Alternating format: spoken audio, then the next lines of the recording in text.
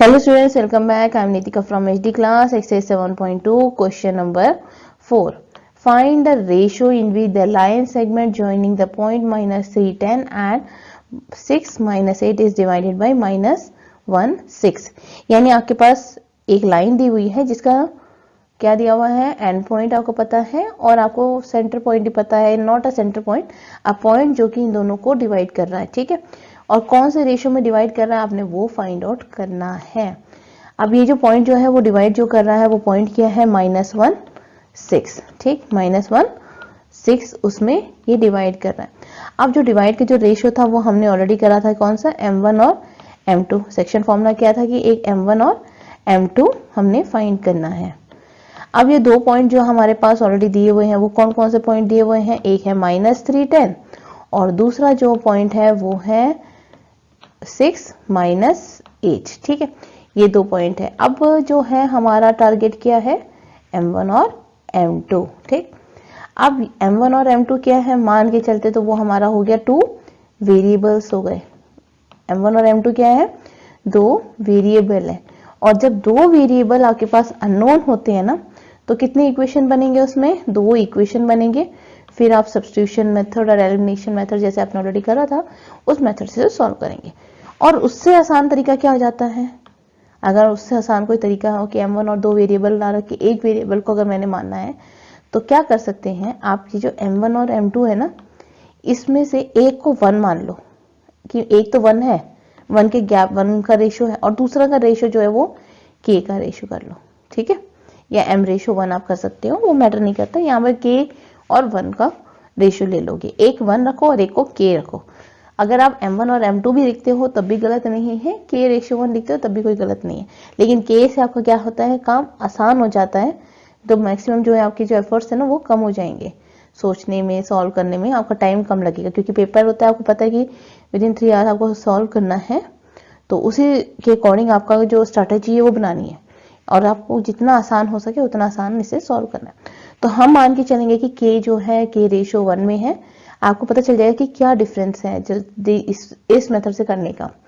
तो हमारे पास क्या है, सेक्शन फॉर्मूला अप्लाई करेंगे। सेक्शन फॉर्मूला क्या है, m1 x2 plus m2 x1 m1 plus m2 m1 y2 plus m2 y1 m1 plus m2।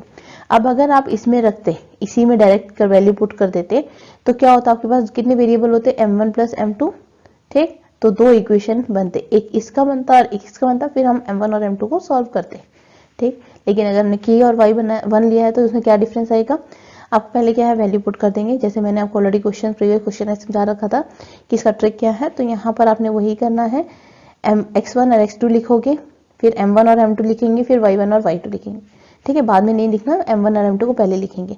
m1 हमने k ले लिया और m2 हमने 1 मान दिया, तो ये वाला हमने क्या है, k इंटू 6 1 इंटू -3, उसी तरह k इंटू -8 और 1 इंटू 10 वैल्यू पुट कर दो।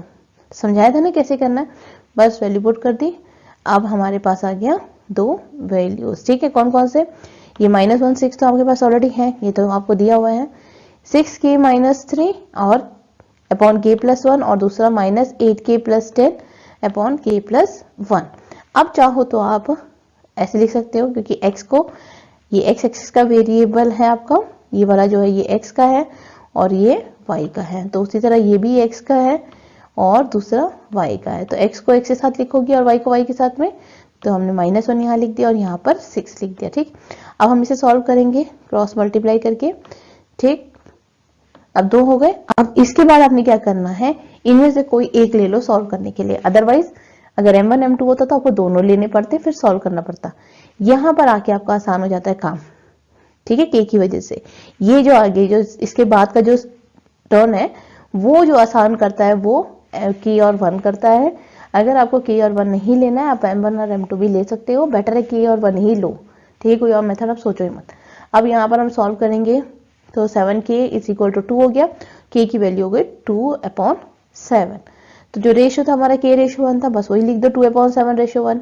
अब डिनोमिनेटर में है तो इसे हटा देंगे, ठीक है, तो अब क्या करेंगे 2/7 लिख देंगे, ठीक है। 1 की जगह पर वहां पर जो डिनोमिनेटर में है वो वैल्यू आपकी आगे आ जाएगी, 2/7 हो जाएगा। क्लियर हो गया। तो अब इसे कैसे लिखोगे, so the point -1 6 divide the line segment joining the point A minus 310, B 6 minus 8 in the ratio 2:7. I hope आपको क्लियर हो गया, कोई प्रॉब्लम नहीं है। अगर कोई प्रॉब्लम आती है कमेंट बॉक्स में मुझसे पूछ सकते हो। वीडियो पसंद आई तो लाइक कीजिए, शेयर कीजिए, सब्सक्राइब कीजिए।